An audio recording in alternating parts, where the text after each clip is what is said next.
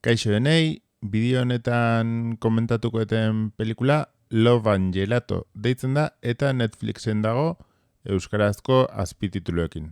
Hau da bere kartela. Eta beti bezala sinopsia. Sinopsia kasu honetan desde el sofá.catetik ateraet eta jartzen duguna da. Hilberri den bere amaren azken desioa betetzeko asmotan, Linak karrera hasi aurreko azken uda Erroman pasatzen du.